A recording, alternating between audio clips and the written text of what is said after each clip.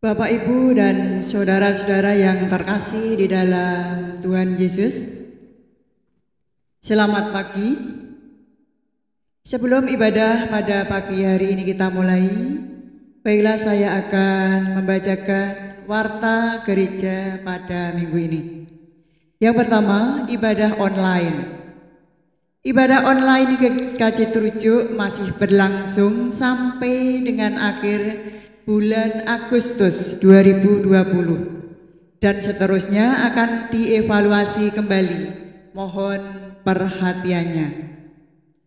Yang kedua, rapat pleno majelis. Majelis GKJ Trujuk akan melaksanakan rapat pleno majelis besok pada hari Selasa tanggal 1 September 2020 pukul 16 bertempat di GKJ Trujuk kelompok 1 di Jambon. Mohon doa dan perhatiannya. Yang ketiga, keluargaan. Mohon doanya bagi warga jemaat yang sedang sakit dan yang masih dalam masa pemulihan. Kelompok 1, Ibu Mariati. Kelompok 2, Bapak C.H. Surono, Ibu Agustina, Bapak Marsudi, Ibu Giem, dan Ibu Endang Kristiani. Selamat ulang tahun bagi warga jemaat yang berulang tahun pada minggu ini. Untuk kelompok 1, Samara Raya Dinata R, tanggal 26 Agustus. Dan Ibu Ati Jarwaningsih, tanggal 28 Agustus. Untuk kelompok 2, Saudari Yosepin SCP, tanggal 25 Agustus, dan Saudara Amelia Kumalasari, tanggal 27 Agustus. Bagi warga jemaat yang datanya belum masuk atau belum ditulis, ataupun ada kekeliruan dalam penulisan, mohon untuk menghubungi majelis. Jemaat kami undang untuk bangkit berdiri. Bapak, Ibu, dan saudara yang dikasihi Tuhan, perjalanan yang kita tempuh tidak mudah, penuh pergumulan hidup. Perjuangan untuk tetap bisa bertahan dalam segala kondisi menghantar bangsa kita memasuki usia 75 tahun. Namun, di atas semua itu, Tuhanlah Sang Pemilik semesta. Dialah yang memelihara kehidupan manusia dari dulu, kini, dan selamanya. Marilah datang sujud menyembah dengan membawa kerinduan dan penghormatan kita kepadanya dengan menyanyikan PKJ nomor 14. Ku nyanyikan kasih setia Tuhan.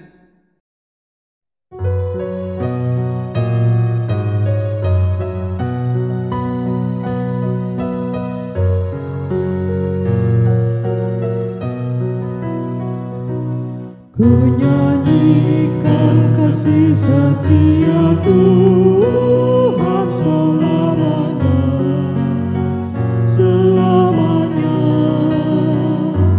Ku nyanyikan kasih setia Tuhan selamanya, ku nyanyikan selamanya. Ku tuturkan tajammu, kasih setia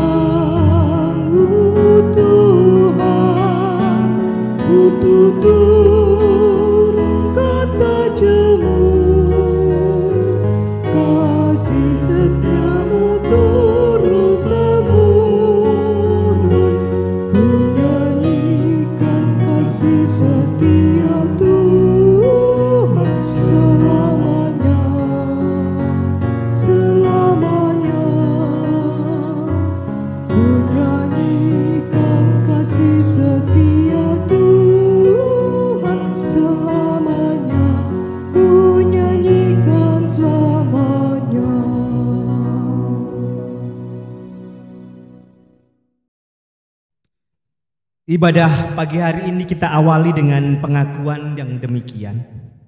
Pertolongan kita adalah dalam nama Tuhan yang menciptakan langit dan bumi. Amin. Kasih karunia dan damai sejahtera dari Allah Bapa, Putra, dan Roh Kudus ada pada saudara sekalian. Dan ada pada saudara juga. Persilahkan untuk duduk. Bapak, Ibu, dan saudara yang terkasih dalam nama Tuhan Yesus, setiap hari kita menerima berkat dari Tuhan.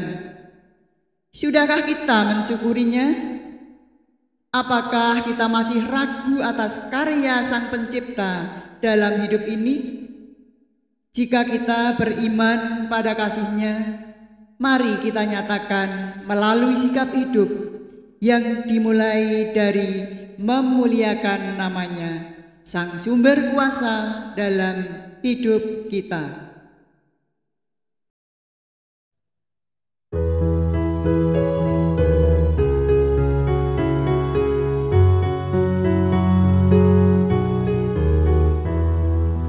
Nyanyikanlah nyanyian baru bagi Allah, Pencipta cakrawala. Segala serafim kerubim pujilah Dia, besarkanlah namanya. Bersorak-sorai bagi Rajamu, bersorak-sorai bagi Rajamu.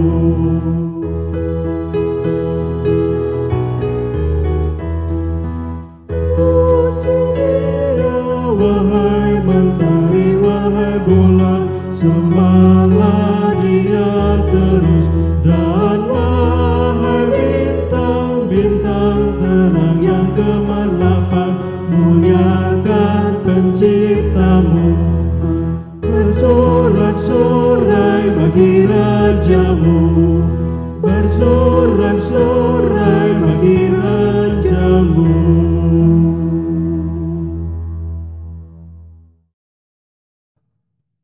Jika kita mengaku dosa kita, maka Ia adalah setia dan adil, sehingga Ia akan mengampuni segala dosa kita dan mensucikan kita dari segala kejahatan. 1 Yohanes 1 ayat yang ke-9.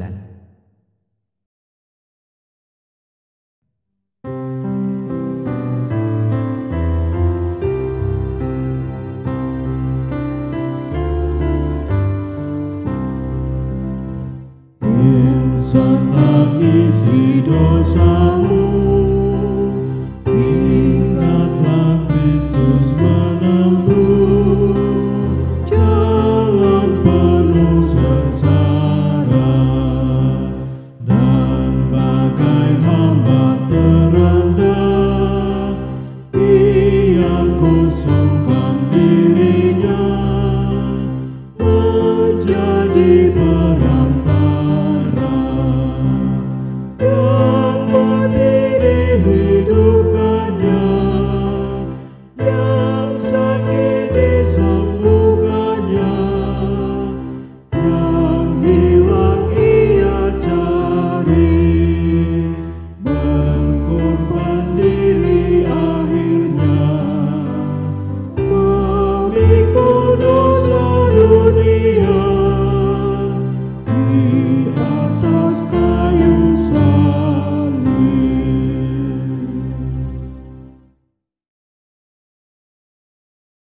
Mari kita renungkan setiap kesalahan kita pada Tuhan dan sesama dengan melantunkan pujian.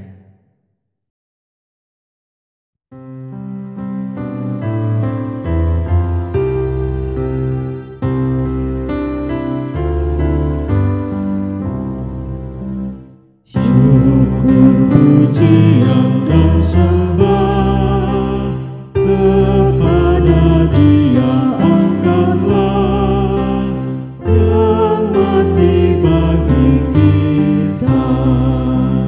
Ikutlah Dia yang menang, pikulah salib dan beban dengan bersuka cita.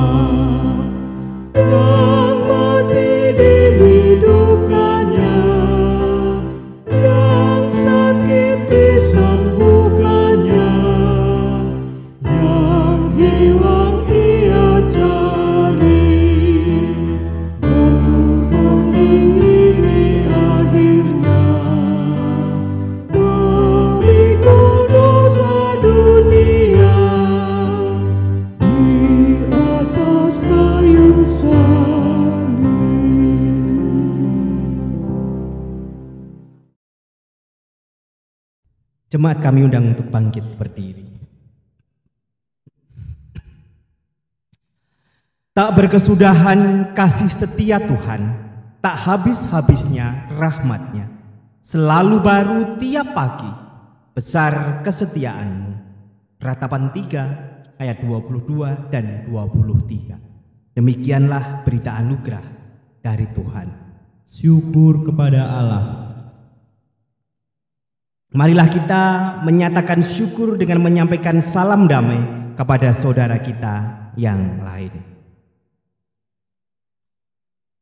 Mari kita nyanyikan dengan penuh sukacita ungkapan iman kita melalui lagu Tuhan Yesus sungguh baik.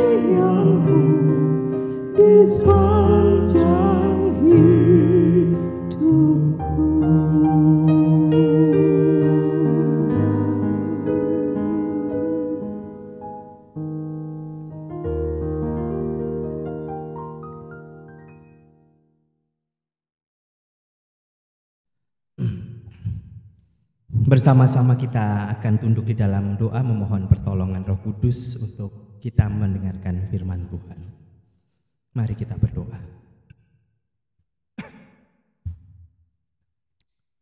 Tuhan Yesus yang sungguh baik, kami menaikkan pujian syukur kami atas penyertaan Tuhan yang sungguh tiada henti di dalam kehidupan kami. Pagi hari ini Tuhan perkenankan kami untuk bersama-sama memasuki ibadah kami. Terlebih sekarang ini kami akan mendengarkan dan merenungkan firman-Mu. Roh Kudus-Mu yang berkarya Tuhan, menjadikan kami mampu mengerti, memahami, dan juga melakukan firman-Mu dalam kehidupan kami sehari-hari. Berfirmanlah Tuhan, kami mendengarkan. Amin. Bacaan pertama diambilkan dari Keluaran 1 ayat 8 sampai dengan Keluaran 2 ayat 10. Kemudian bangkitlah seorang raja baru memerintah tanah Mesir yang tidak mengenal Yusuf. Berkatalah raja itu kepada rakyatnya, bangsa Israel itu sangat banyak dan lebih besar jumlahnya daripada kita. Marilah kita bertindak dengan bijaksana terhadap mereka, supaya mereka jangan bertambah banyak lagi. Dan jika terjadi peperangan, jangan bersekutu nanti dengan musuh kita dan memerangi kita lalu pergi dari negeri ini. Sebab itu pengawas-pengawas Rodi ditempatkan atas mereka untuk menindas mereka dengan kerja paksa. Mereka harus mendirikan bagi Firaun kota-kota perbekalan, yakni Pitom dan Ramses. Tetapi semakin ditindas, bertambah banyak dan berkembang mereka, sehingga orang merasa takut kepada orang Israel itu. Lalu dengan kejam orang Mesir memaksa orang Israel bekerja dan memahitkan hidup mereka dengan pekerjaan yang berat, yaitu mengerjakan tanah liat dan batu bata dan berbagai-bagai pekerjaan di padang, ya segala pekerjaan yang dengan kejam dipaksakan orang Mesir kepada mereka itu. Raja Mesir juga memerintahkan kepada bidan-bidan yang menolong perempuan Ibrani, seorang bernama Sipra dan yang lain bernama Pua. Katanya, apabila kamu menolong perempuan Ibrani pada waktu bersalin, kamu harus memperhatikan waktu anak itu lahir. Jika anak laki-laki, kamu harus membunuhnya. Tetapi jika anak perempuan, bolehlah ia hidup. Tetapi bidan-bidan itu takut akan Allah dan tidak melakukan seperti apa yang dikatakan Raja Mesir kepada mereka dan membiarkan bayi-bayi itu hidup. Lalu Raja Mesir memanggil bidan-bidan itu dan bertanya kepada mereka, "Mengapakah kamu berbuat demikian, membiarkan hidup bayi-bayi itu?" Jawab bidan-bidan itu kepada Firaun, "Sebab perempuan Ibrani tidak sama dengan perempuan Mesir, melainkan mereka kuat sebelum bidan datang. Mereka telah bersalin. Maka Allah berbuat baik kepada bidan-bidan itu. Bertambah banyaklah bangsa itu dan sangat berlipat ganda. Dan karena bidan-bidan itu takut akan Allah, maka ia membuat mereka berumah tangga. Lalu Firaun memberi perintah kepada seluruh rakyatnya, "Lemparkanlah segala anak laki-laki yang lahir bagi orang Ibrani ke dalam sungai Nil. Tetapi segala anak perempuan biarkanlah hidup." Musa lahir dan diselamatkan. Seorang anak laki-laki dari keluarga Lewi kawin dengan seorang perempuan Lewi. Lalu mengandunglah ia dan melahirkan seorang anak laki-laki. Ketika dilihatnya bahwa anak itu cantik, disembunyikannya 3 bulan lamanya. Tetapi ia tidak dapat menyembunyikannya lebih lama lagi. Sebab itu diambilnya sebuah peti pandan, dipangkalnya dengan gala-gala dan tir. Diletakkannya bayi itu di dalamnya dan ditaruhnya peti itu di tengah-tengah taberau di tepi sungai Nil. Kakaknya perempuan berdiri di tempat yang agak jauh untuk melihat apakah yang akan terjadi dengan dia. Maka datanglah putri Firaun untuk mandi di sungai Nil, sedang dayang-dayangnya berjalan-jalan di tepi sungai Nil, lalu terlihatlah olehnya peti yang di tengah-tengah taberau itu. Maka disuruhnya hambanya perempuan untuk mengambilnya. Ketika dibukanya, dilihatlah bayi itu, dan tampaklah anak itu menangis, sehingga belas kasihan ia kepadanya dan berkata, "Tentulah ini bayi orang Ibrani." Lalu bertanyalah kakak anak itu kepada putri Firaun, Akan kupanggilkah bagi Tuan Putri, seorang inang penyusu dari perempuan Ibrani, untuk menyusukan bayi itu bagi Tuan Putri? Saud putri Firaun kepadanya, baiklah. Lalu pergilah gadis itu memanggil ibu bayi itu.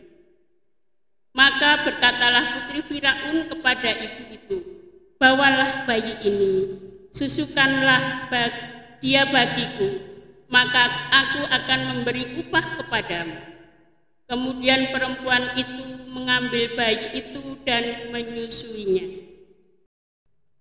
Ketika anak itu telah besar, dibawanyalah kepada putri Firaun, yang mengangkatnya menjadi anaknya dan menamainya Musa, sebab katanya, karena aku telah menariknya dari air. Demikianlah sabda Tuhan. Syukur kepada Allah.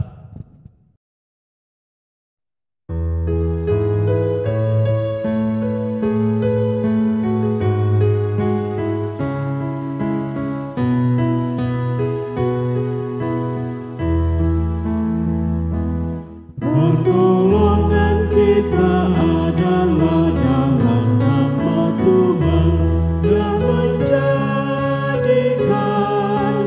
langit dan bumi. Pertolongan kita adalah dalam nama Tuhan yang menjadikan langit dan bumi.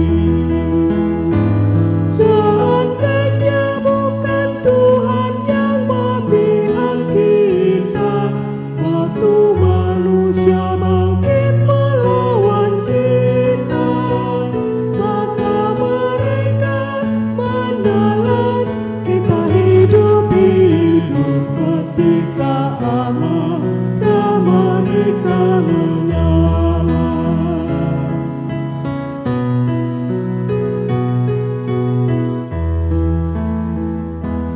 Pertolongan kita adalah dalam nama Tuhan yang menjadikan langit dan bumi. Seandainya bukan Tuhan yang memihak kita, maka air sungai menghanyutkan kita. Sungai pun sudah mengalir melingkupi kita, air meluap membinasakan kita.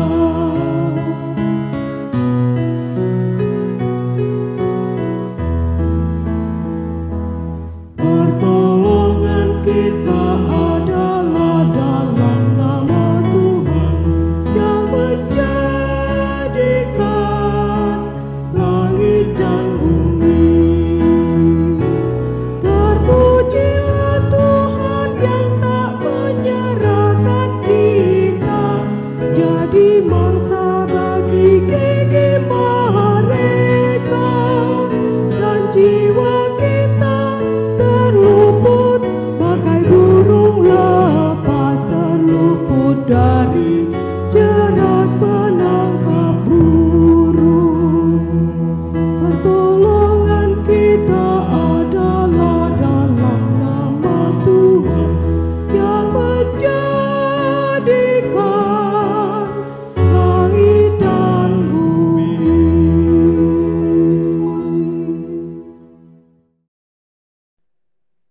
Bacaan kedua diambilkan dari Roma 12 ayat 1 sampai dengan 8. Persembahan yang benar.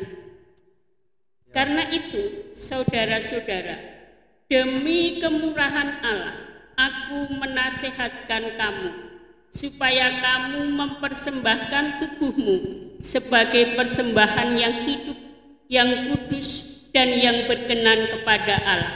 Itu ibadahmu yang sejati. Janganlah kamu menjadi serupa dengan dunia ini. Berubahlah oleh pembaharuan budimu, sehingga kamu dapat membedakan manakah yang kehendak Allah, apa yang baik, yang berkenan kepada Allah dan yang sempurna. Berdasarkan kasih karunia yang dianugerahkan kepadaku, aku berkata kepada setiap orang di antara kamu, janganlah kamu memikirkan hal-hal yang lebih tinggi daripada yang patut kamu pikirkan, tetapi hendaklah kamu berpikir begitu rupa, sehingga kamu menguasai diri menurut ukuran iman yang dikaruniakan Allah kepada kamu masing-masing. Sebab sama seperti pada satu tubuh, kita mempunyai banyak anggota, tetapi tidak semua anggota itu mempunyai tugas yang sama. Demikian juga kita, walaupun banyak, adalah satu tubuh di dalam Kristus, tetapi kita masing-masing adalah anggota yang seorang terhadap yang lain. Demikianlah kita mempunyai karunia yang berlain-lainan menurut kasih karunia yang dianugerahkan kepada kita. Jika karunia itu adalah untuk bernubuat, baiklah kita melakukan sesuai dengan iman kita. Jika karunia itu untuk melayani, baiklah kita melayani.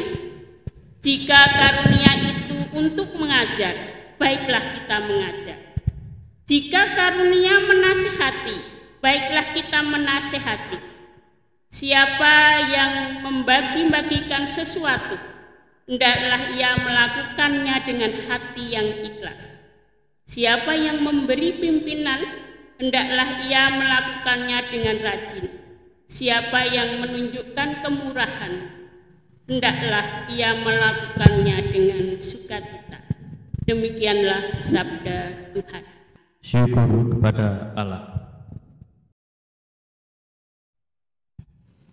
Bacaan Injil akan kita baca dari Injil Matius pasal yang ke-16 ayat 13 sampai dengan yang ke-20. Pengakuan Petrus. Setelah Yesus tiba di daerah Kaisarea Filipi, ia bertanya kepada murid-muridnya, "Kata orang, siapakah anak manusia itu?" Jawab mereka, "Ada yang mengatakan Yohanes Pembaptis, ada juga yang mengatakan Elia, dan ada pula yang mengatakan Yeremia atau salah seorang dari para nabi." Lalu Yesus bertanya kepada mereka, "Tetapi apa katamu, siapakah aku ini?" Maka jawab Simon Petrus, "Engkau adalah Mesias, anak Allah yang hidup."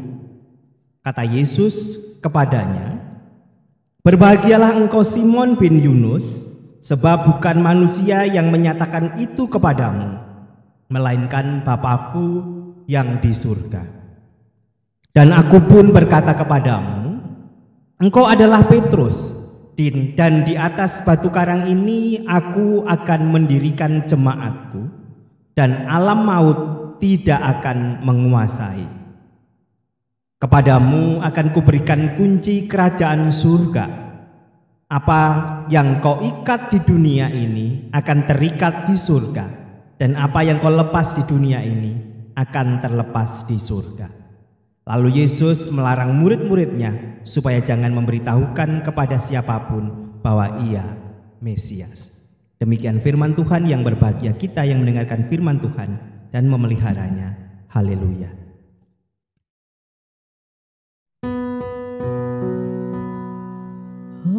Haleluya, haleluya, haleluya, amin. Haleluya, haleluya, haleluya, amin.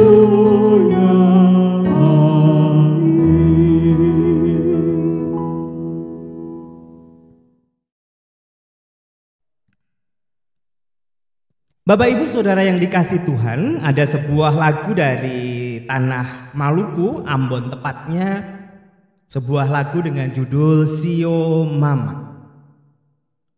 Dalam lagu ini di bagian akhir bait lagu ini ada istilah tete manis.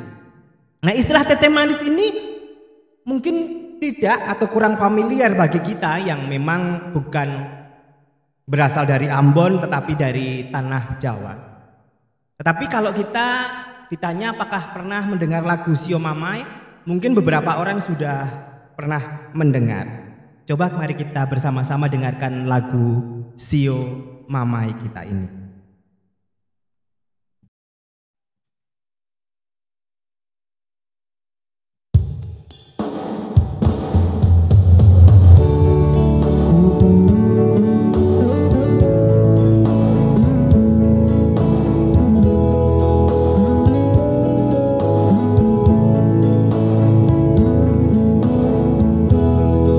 Berapa puluh tahun lalu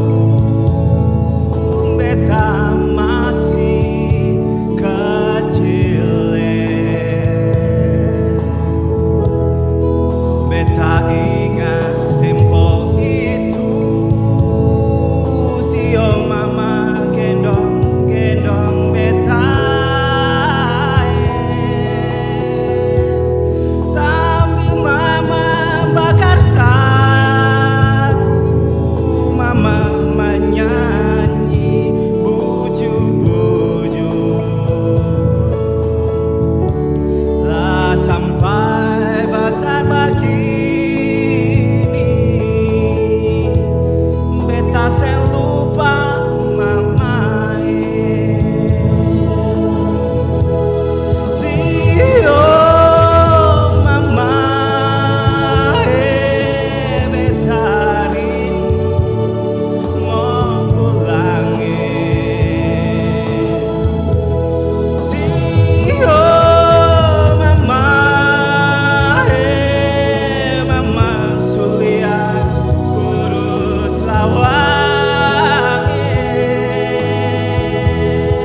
Beta belum balas mama, mama pun capek so dulu. Sio tete manis, jaga beta mamai.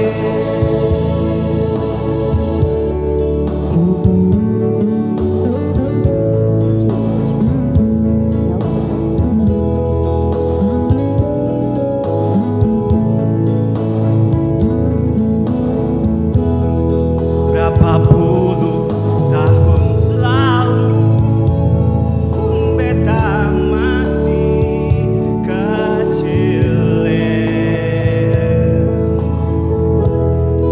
beta ingat tempo itu Sio mama gendong-gendong beta, sambil mama bakar sagu, mama menyanyi bujuk-bujuk. Lah sampai besar begini, beta selupa mamai. Sio mamai, beta rindu mau pulang. Sio mamai, mama sulia kurus lawang. Beta belum balas mama, mama pun capek so dulu. Sio tete manis, jaga beta mamai. Sio tete manis, jaga beta mamai.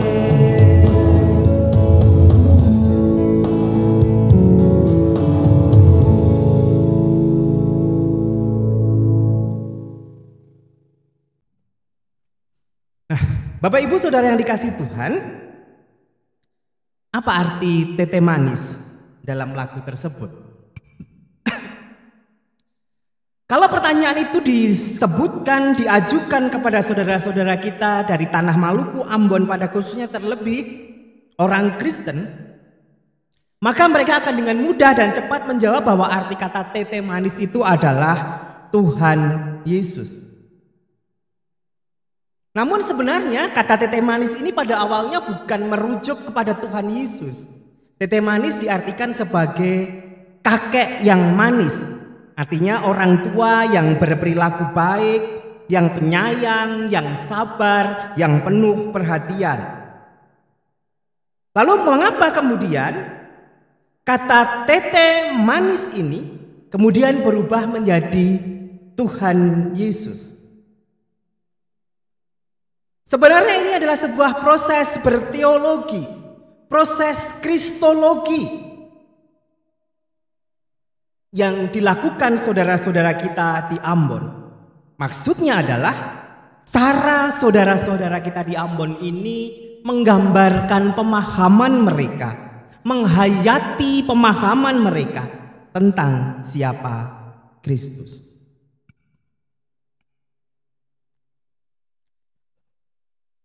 Berdasarkan sejarahnya, sebenarnya kata tete manis ini berasal dari kata tete momo, yang sebenarnya menggambarkan seorang kakek tua yang kejam, yang suka marah pada anaknya. Ini familiar bagi saudara-saudara kita di tanah Ambon. Biasanya diceritakan menjelang tidur kepada anak-anak supaya anak-anak ini tidak nakal, supaya anak-anak ini berperilaku baik.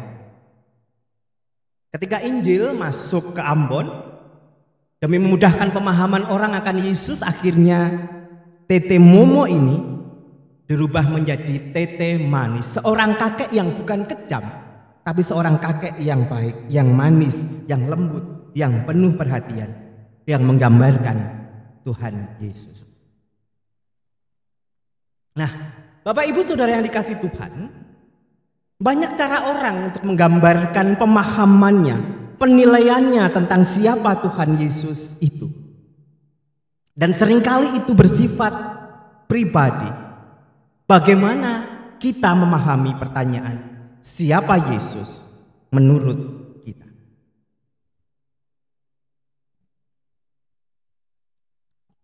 Pemahaman yang berbeda-beda berdasarkan reaksi, konteks kehidupan masing-masing juga disampaikan oleh para penginjil. Matius menyebut Yesus sebagai anak Daud, anak Abraham. Markus menyebut sebagai anak manusia. Lukas menyebut sebagai anak Allah. Dan Yesus sendiri menanyakan dalam sebuah kesempatan dalam Injil kita kali ini kepada murid-muridnya, menurut kamu siapakah aku ini? Menarik lagi, Petrus merespon itu dengan mengatakan engkau adalah anak Allah, Mesias. Dan Yesus merespon apa yang dikatakan Petrus ini dengan luar biasa. Murid yang lain diam, memang tidak disebutkan kenapa mereka diam, tapi yang jelas dalam cerita ini diceritakan bahwa hanya Petrus yang menjawab dengan jawaban yang tegas bahwa Yesus adalah Mesias. Meskipun dalam pemahaman sebenarnya, pemahaman Yesus akan Mesias dan pemahaman Petrus akan Mesias berbeda. Mengapa demikian?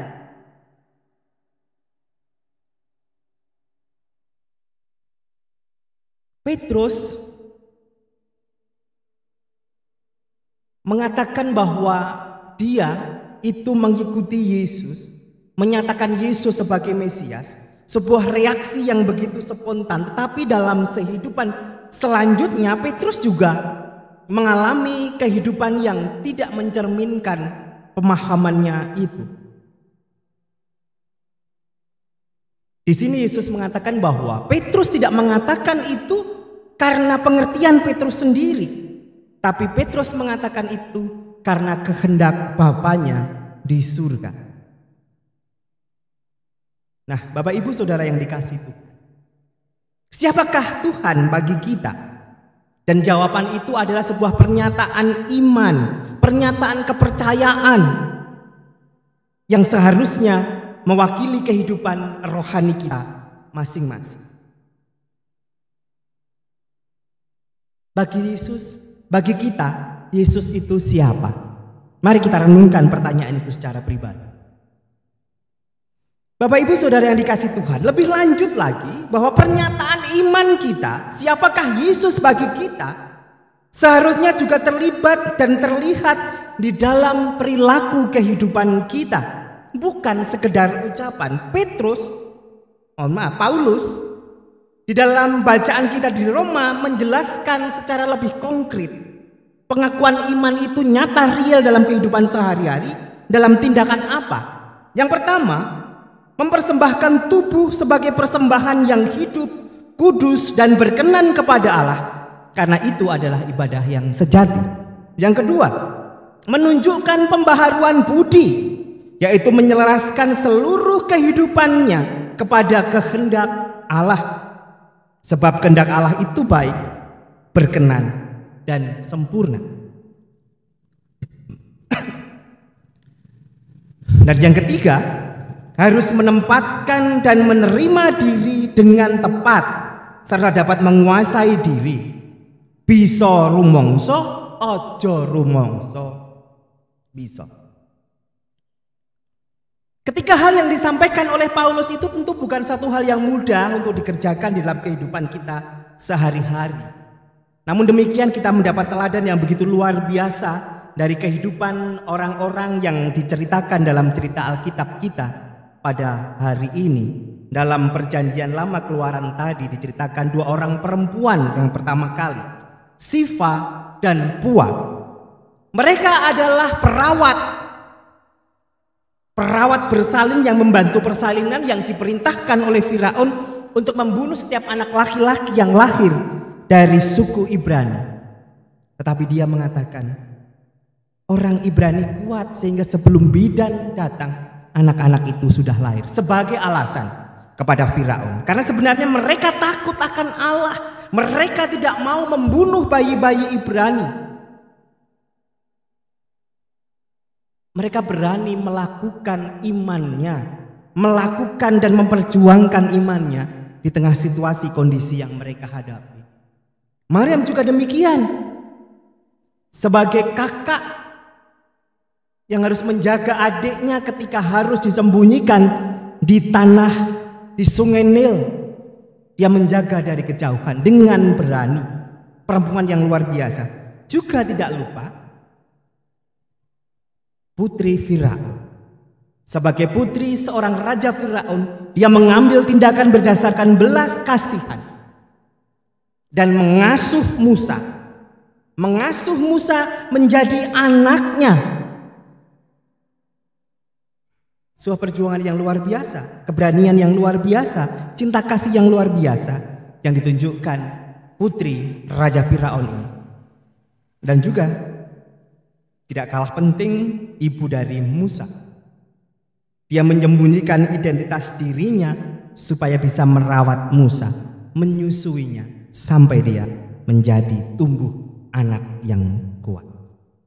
Tokoh-tokoh ini menggambarkan bahwa dalam situasi kondisi apapun, iman mereka harus dinyatakan dalam pekerjaan. Karena iman tanpa perbuatan adalah mati, kosong, nol.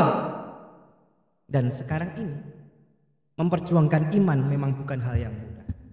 Tapi oleh karena pertolongan Tuhan, oleh kehendak Tuhan, bukan keinginan kita, tapi Allah Bapa di surgalah yang menempatkan iman itu di hati kita.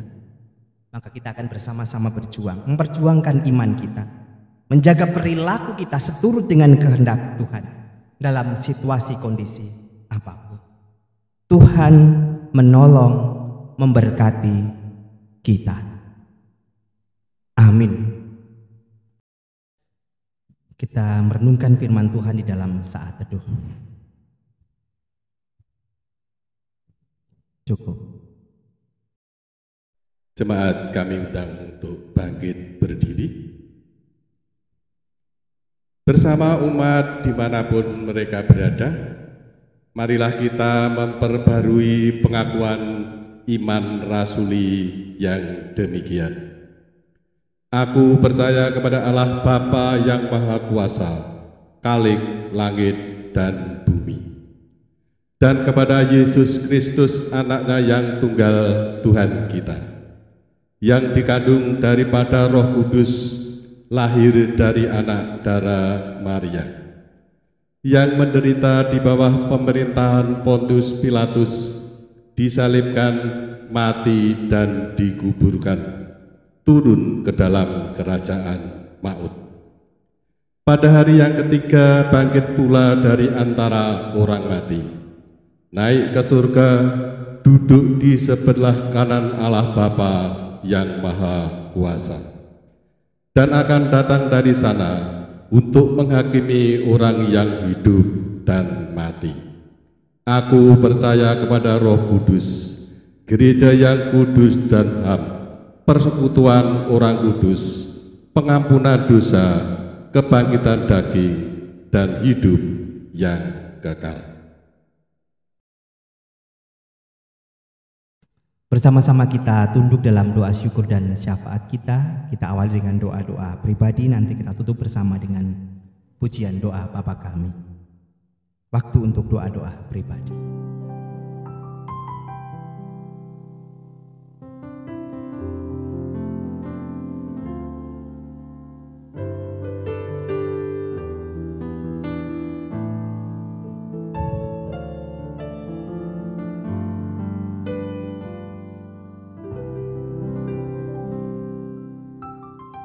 Bapa kami yang ada di surga.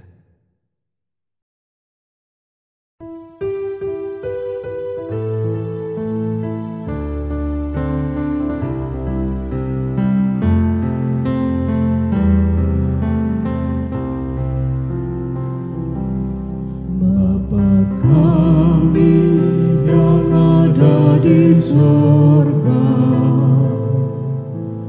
dikuduskanlah nama-Mu, datanglah kerajaan-Mu, jadilah kehendak-Mu di bumi seperti di surga. Beri kami hari ini makanan yang secukupnya. Ampuni salah kami, seperti kami ampuni yang bersalah pada kami. Jangan bawa kami dalam pencobaan, melainkan lepaskan kami dari yang jahat. Sebab Kaulah yang punya kerajaan dan kuasa dan kemuliaan sampai selama-lamanya. Amin. Amin.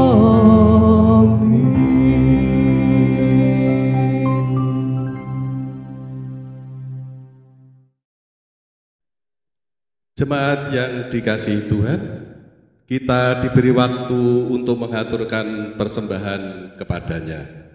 Sebagai dasar kita menghaturkan persembahan, akan saya bacakan dari Mazmur 107, ayat yang ke-21 dan 22. Biarlah mereka bersyukur kepada Tuhan karena kasih setianya, karena perbuatan-perbuatannya yang ajaib terhadap anak-anak manusia. Biarlah mereka mempersembahkan kurban syukur dan menceritakan pekerjaan-pekerjaannya dengan sorak-sorai. Marilah persembahan kita kumpulkan dengan diiringi dari kita memuji nama Tuhan dari PKJ nomor 265. Kita pujikan bait 1 dan 2, bukan karena upah.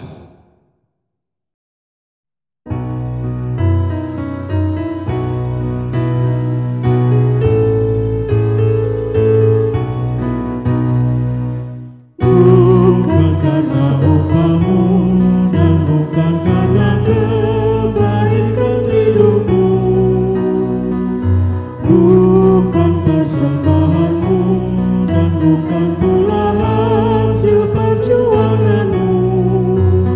Allah mengampuni kesalahan umatnya oleh karena kemurahannya, melalui pengorbanan putra tunggalnya, ditebusnya dosa manusia. Bersyukur, hai bersyukur, kemurahannya pujilah. Bersyukur, hai bersyukur, selamanya. Janganlah kau bermegah dan jangan pula meninggikan dirimu. Baiklah selalu merendah dan hidup dalam murahan kasih-Nya. Keangkuhan tiada berkenan kepadanya, orang sombong direndahkannya. Yang lemah dan hina dikasihinya penuh, yang rendah dan ditinggikannya. Bersyukur, hai bersyukur, kemurahannya pujilah. Bersyukur, hai bersyukur, selamanya.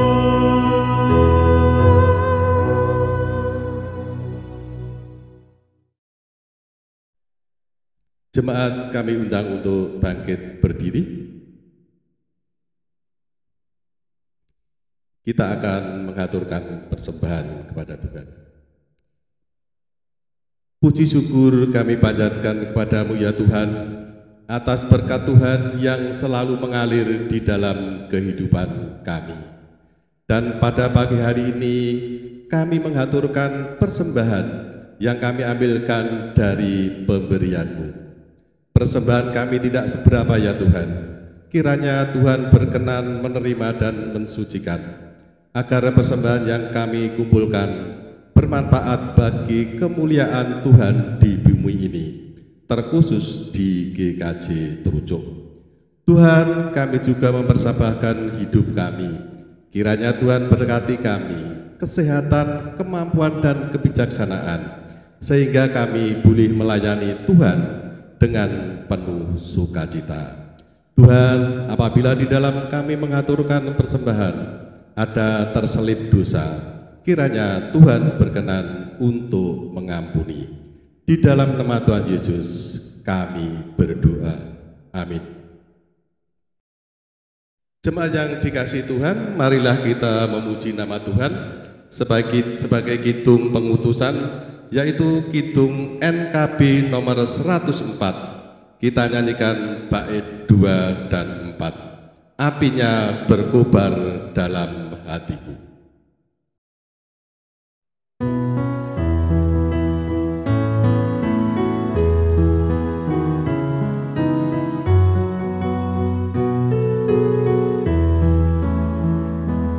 Apinya berkobar dalam hatiku, gembira hatiku selamanya.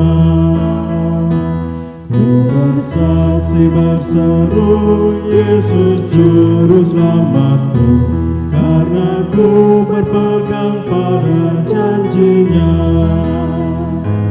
Apinya terang, jiwaku senang, muliakanlah Tuhanku.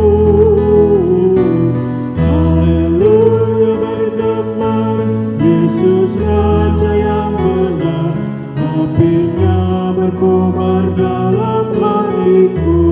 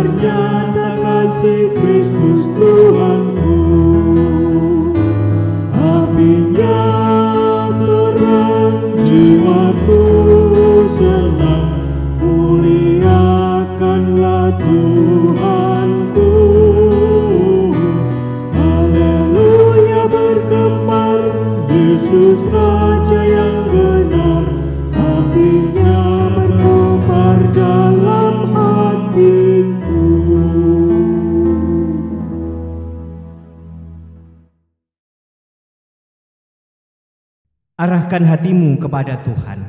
Kami mengarahkan hati kepada Tuhan. Jadilah saksi Kristus. Syukur kepada Allah, Terpujilah Tuhan. kini dan selamanya. Tuhan memberkati engkau dan melindungi engkau.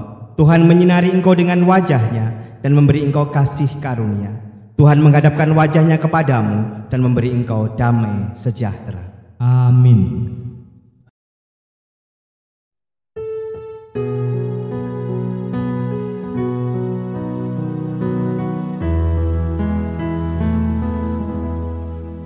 Kasih Tuhan mengiringimu